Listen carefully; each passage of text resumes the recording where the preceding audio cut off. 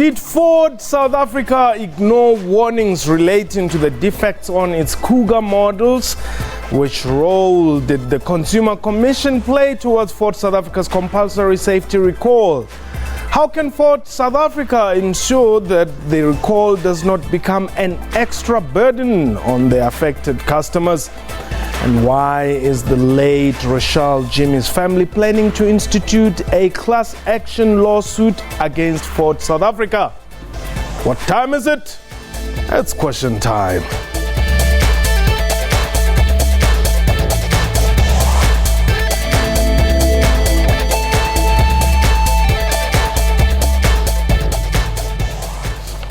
Hello and welcome to the show. My name is Mpho Tsedu. Monday's much anticipated announcement by Ford South Africa resulted in the issuing of a voluntary safety recall for all Kugas 1.6 litre vehicles. The recall is limited to 1.6 litre Kugas manufactured between December 2012 and February 2014. Other Kugas, including the 1.5 litre and 2 litres, are not affected. The decision by Ford SA has been received with mixed feelings by Kuga owners in general and the Jimmy family in particular. Their member, Reshall, passed on in December 2015 after his Ford Kuga caught fire. The family says it is prepared to expose Ford SA for hiding the truth and have also threatened to bring a class action suit against the manufacturer. But where to from here for the owners of the 48 Ford Kugas which have caught alight so far? We are live and therefore you can call us and your views on the numbers 0891104210. Our Twitter handle at QuestionTime24. My guest today, Kevin Jimmy, is the late Reshall Jimmy's brother, and joining us from our Hatfield studio is Tezi Mabuza, Deputy Commissioner at the National Consumer Commission, NCC. But before we get into the discussion, let's have a look at this clip by Ford SA CEO. We are now announcing a voluntary safety recall for the affected Kuga 1.6. Our investigation has enabled us to narrow the number from the originally stated 6,300 to a total of 4,556 affected vehicles. The safety recall is limited to 1.6 litre Kugas built between December 2012 and February 2014. Other Kuga engine derivatives, including the 1.5 and 2 litre models, are not affected. Well, that's the Chief Executive Officer of Ford SA. And by the way, let me say it on record that we had invited Ford South Africa, but they decided not to honor the invitation, claiming not to be available or not able to participate in today's show. So please understand and bear with us that we had, in fact, extended an invitation to Ford South Africa, but they decided not to honor it. But let me welcome you to the show, and perhaps firstly let's convey our condolences to your family, and in as much as it's been 2015, but please be strengthened, and we're really appreciative of the fact that you're able to talk about your brother's story with us on air. Just give us a little background of what actually happened from the family's side. How did your brother pass on? Look, thank you for having us on the show. We found out on the 8th of December that he passed away, with West Bank tracking me down to try and link my brother to me, based on a registration plate that didn't burn in his car. What we understood at that point that there was a fire in his vehicle on the 4th of December at the Wilderness in Georgiou, and this fire trapped him in his car.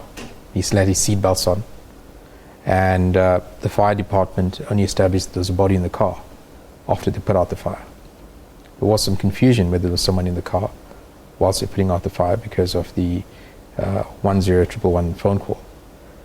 And following that, it's been nothing but a series of excuses, mishandling, bad PR from Ford. They've not contacted the family until I wrote an email to Mark Fields in the US and Jeffrey Nemeth in South Africa. So the car that he was driving was a 1.6 Ford Kuga, 1.6. Okay. He took that car in a week before he traveled to George. He went to Fury Ford William Nicol. He advised him he's traveling long distance. They must please check his car. Yes. There was a number of concerns on that car. One of the most concerning being that the car started on its own. It's one of the cars that had a key that you put in the ignition and turn it. And his colleagues called him at the office, him thinking it's a joke, as friends would do in a business. And he went downstairs to the basement to find that indeed his car was locked, windows closed, and car running. He had to open the car, put the key in the ignition, turn it back on and back off to switch it off. He took his car back to Ford, Fury William Nicol, asked him to please check it. They said that there's no fault with the car. And with the confidence that they've given him, he drove it to Wilderness. Let me check with the Consumer Commission. Memambuza, I hope you can hear us. What happens in a situation like this one in particular? We'll talk about the general rules, but here is a family that says one of us perished in a fire as a result of a defect in this vehicle.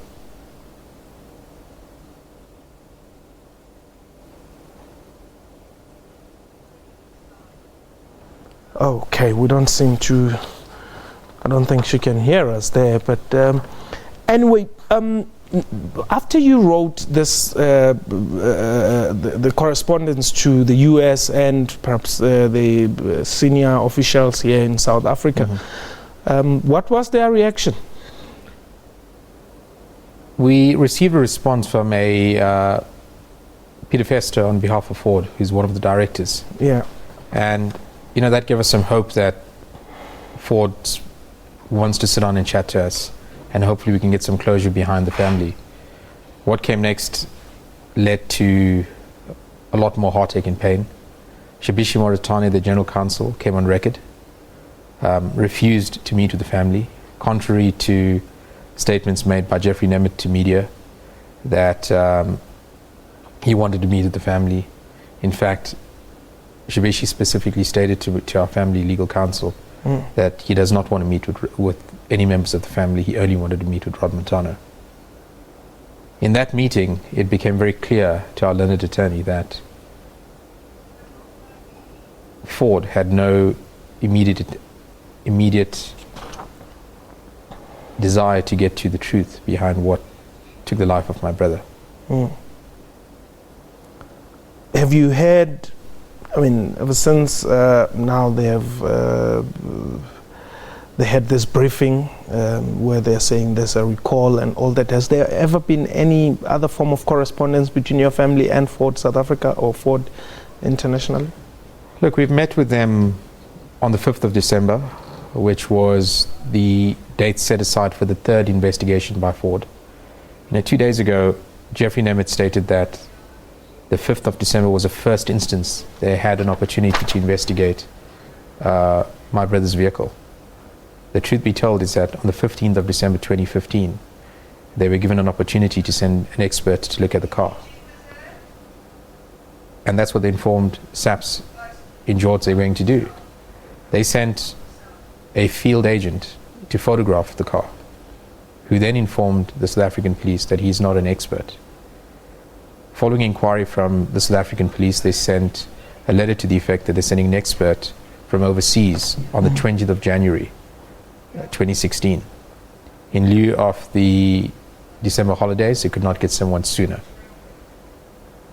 The investigative team arranged for their own forensic investigator from the police station in headquarters in PE to be present on that day. Myself with my sister Renisha Jimmy arranged for Dial Direct, who was the insurer of the vehicle, to send their own forensic expert to analyze the vehicle. Okay. On that morning, on the 20th, we found that they sent a local person by the name of Anthony Young, who presented himself for a forensic investigation. they spent some 9 hours on that day to conduct an investigation, and at the end of it they concluded between the three of the experts that it was a fire at the front of the dashboard that caused this. We never received the report from Anthony Young with his findings. The police and the family persisted to try and get it. And I understand that around mid last year, SABC would have received a letter from Ford Motor Company in the US from Jim Engel, who was not in South Africa, but he made a finding on photographs that the fire started from the rear of the vehicle as a result of an external accelerant. Now that was preposterous, because between the time that they sent this finding, we have gathered enough evidence through private investigation and the expert investigation of SABC in George. Okay, just hold it there. Let's take a call. Butani is in Polokwane. Welcome. Thank you very much, Mpho. Firstly, we wish to convey our condolences to the family, and we want to assure them that we are behind them during these difficult times. But I think Ford must firstly understand that we are dealing with lives of people here. When the 10th car burned, Ford said nothing. When the 15th car burned, Ford said nothing. When the 20th car burned, Ford said nothing. Now, for them to come 2 years later and say now they are doing their investigations, I think they are not taking our lives serious. And the Consumer Protection Protector, I think, my feeling, it's they are actually doing nothing. Now, they must understand, Ford, that it does not only limit to Ford. When a Ford is parked next to my Benz or my BM, I may also be affected. They must come forth and stop dodging these interviews. They did that on SAFM. They did not want to comment. They said the statement that we have issued with our CEO is the status quo. They are now repeating it again with you on Question Time. They say we are not available. Why are they dodging? They must come up and own up and try to explain what is it that they happened. They must understand that our lives as South Africans matters as much as those in USA. When the first car burned down, the CEO came and addressed the media and they recalled them. Now in South Africa, they wait for about 40 vehicles to burn down, and that's when now they take action. After Jimmy's brother wrote them various emails and various letters to say, look, this is the position. In fact, it should not be the family writing emails. It should be Ford forwarding emails to the family and requesting to meet with them. I think it's high time now they stop communicating with Ford and take this mass action. We are fully behind them as a family, and they must seek justice for their brother. Thank you very much, Mpho. Thanks, Butani. Let me quickly just get a response from Memabuza there, from the National Consumer Commission. From our side, I think in terms of the recall that has been done, we did not really get any complaints, as we have said, as the commission that were formal. And the only time that the matter got our attention is when we had the matter on Facebook. And I think the commission acted from the 14th of December to make sure that we start by getting the maintenance recall so that we can afford Ford the opportunity to gather more evidence and then to assist them as well to come up with let's say, evidence to support or maybe to say that what is really the problem, because by that time we couldn't say to them, let's go out and do a full out recall if they were not certain as to what was the problem. So hence then the issue of the maintenance recall before, and then moving forward now with the full recall that was announced on Monday. So are you saying you didn't know that there was a problem with this Ford Kugas? We didn't know, and we didn't receive any complaints. Do you only deal on the basis of complaints that you receive, or are you not proactive? Realizing that there's an outcry there are these cars, this particular model that is burning on the road, you didn't take it up?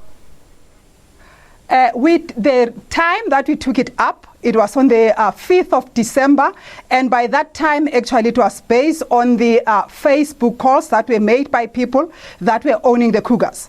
Remember, we have systems in place that when people have a problem, it's either Ford as a company was supposed to alert us and say, we are having a problem here in relation to this, and then in terms of the Consumer Protection Act, the manufacturer is responsible in alerting us to the problem, or maybe the motor industry ombuds as well to alert us and say that we have consumers that are complaining in relation to the Ford cars. In this instance, there was no formal complaint that we have received. And to date, I just want to clarify, to date, we only received 32 complaints that were brought on Friday. And again, to put it on record, there was also an allegation that the commission did nothing while the family came to the commission only on Friday with journalists, and then they started taking pictures without even, in that instance, giving us the complaints. So your concern here is that the family brought journalists who were taking pictures? No. What we are saying is... Why is it important for you to mention that if that is not the case? What is important for us to mention this is that in a story, even on record, on Friday, the family went out to even say that they were dismissed by the commission, and which is really unfair, that we wanted that it should be corrected to say that it was not the case. They only came in to give us complaints, and those complaints, we have received them. And those are some of the things that really have to be corrected and put on record.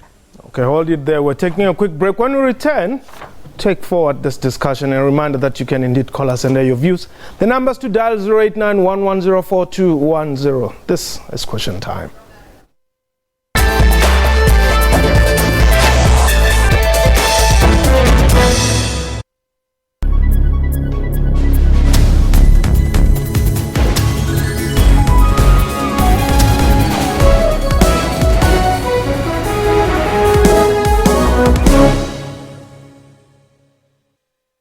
Africa becomes the new business frontier, bursting with opportunity and hope. With its rich natural resources and continental diversity, 11 million managers require development of executive management and business skills to unlock Africa's potential. Mancosa graduates have been driving business, entrepreneurship and innovation in Africa and the world. Mancosa. Dream it. We'll take you there.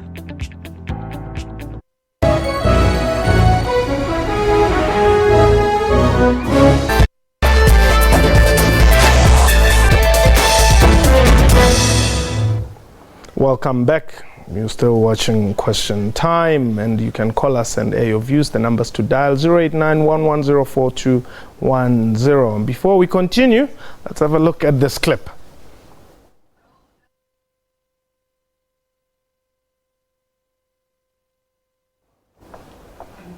Okay, we don't seem to have that. Therefore, let's continue our discussion. Mete Zimabuza is the Deputy Commissioner at the National Consumer Commission, and you were saying you wanted to clarify something. Yeah, look, I think it's important to place on record that the misunderstandings referred to at this NCC have been resolved between the Family Legal Counsel and my sister. And a discussion was had with Trevor Hatting, and I believe that we are at a good understanding of each other right now. He has provided good support to us and good counsel. We have informed media during the briefing the other day that this matter has been resolved. And I think the important thing we need to focus on is the customers out there that are driving these vehicles that are placing their lives at risk. Okay. And the NCC is certainly committed to that cause. All right, hold it there. Let's take George. George, you're calling us from Kigali. Yes. Go ahead. Look, you know, there's a lady who's just been speaking on the phone here from the Competition Consumer Commission. Yes. I just find it ridiculous that one, they don't read papers, two, and they have a bureaucratic approach to people's lives. Why are we paying this lumps of meat? It's ridiculous. I think we got to fire the whole suit of them. And Ford reacts with one car in the US. When it comes to South Africa, they wait for 40 cars. I'm disgusted. George. I'm disgusted. I don't know what they have to say. Do you think, therefore, George, that perhaps Ford is undermining Africans?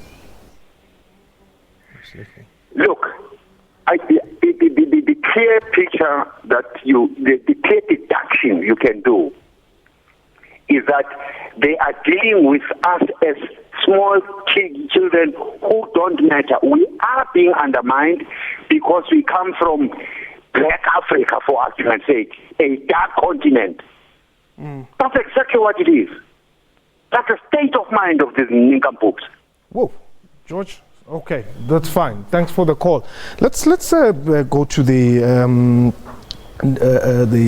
Consumer Commission here.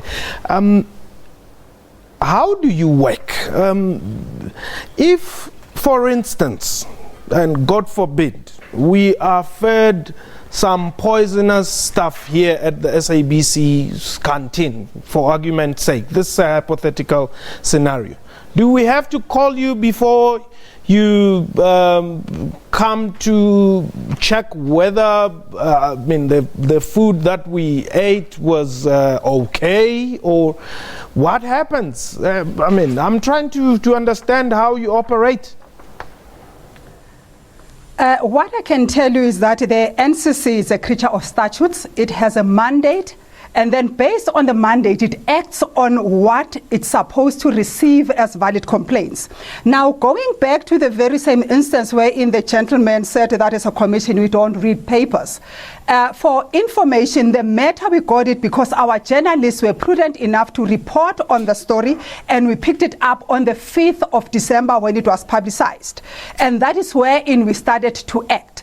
And now, again, on the issue of now people being fed either any other thing, if people are sick or something happens, it actually every person or every other organization has a responsibility, has a mandate. And before the commission can act, there should be reasonable grounds for it to act, not so would be found witch hunting. Sam, you are in Gauteng. Sam? Okay, Sam is gone. So, at what point is your, I don't know whether it's a claim yet, but your case with Ford? There's two things about this. We stated to Ford that we wanted them to do a recall on the vehicle to ensure the safety of South African consumers. Yeah. What they've done is labeled a safety check using the word recall, which is incorrect. If you look at the motor industry and recalls globally, a recall on any brand in the world is they take the vehicle back and they issue a new vehicle to bring back the trust relationship between the consumer and that motor vehicle brand. Ford has skirted this. They've labeled a safety check as a safety recall. Why the NCC can't see that is a big concern for me, and is a concern to all of the Kuga drivers out there. They're happy to hear that Ford is taking a step, but they're not happy that they got to get back into that vehicle again. And the proof in the pudding is there. Vehicles that have gone in for the so-called safety recall have burst into flames no less than 30 kilometers later after being told it's safe to drive.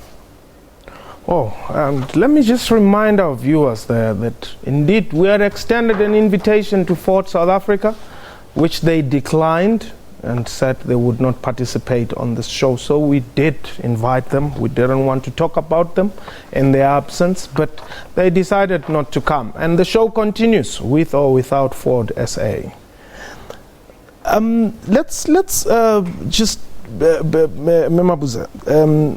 check what recourse do South African Kuga drivers have, those who have already lost their vehicles? The Act actually provides safety and quality of goods for consumers. In this instance, consumers who have lost their property, the responsibility of Ford as the manufacturer is to restore the value to the consumers based on the loss that they would have incurred. So, is there a way that you're going to intervene? Are you going to assist them are you going to assist this particular family in their quest for justice, for their late brother? What we can do is, from our side, we have received a complaint in terms of the bent vehicle.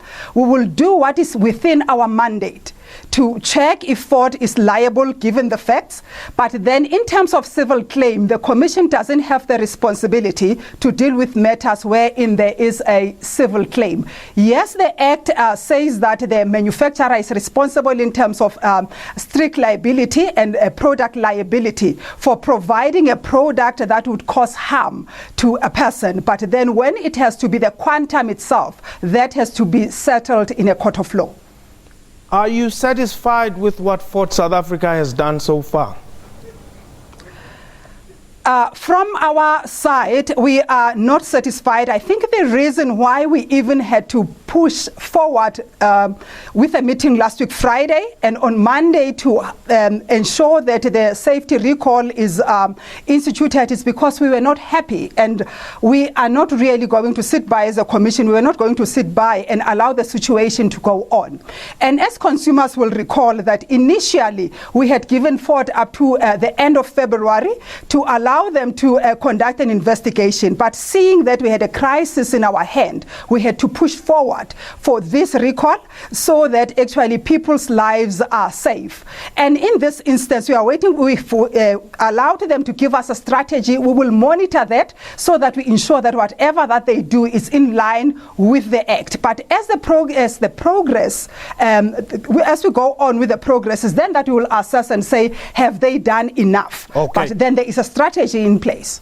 So if a Ford Kuga buyer resides in Zimbabwe, can he get or she get some help from you? The Commission allows for any other person who buys a product in South Africa to get recourse within the country. Okay. Thank you very much, and thank you so much for sharing your story with us, and we wish you all the best. Let's quickly just check our vote there, or what was this? We were trying to check whether, do you trust the Ford brand?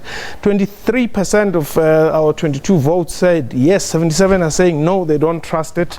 Well, it's unfortunate, but we wish you all the best with your future drives for whichever brand that you choose. But that was question time for today. A big thank you to my guests and to you for watching the show. From me and the entire crew, I'm Georgiou.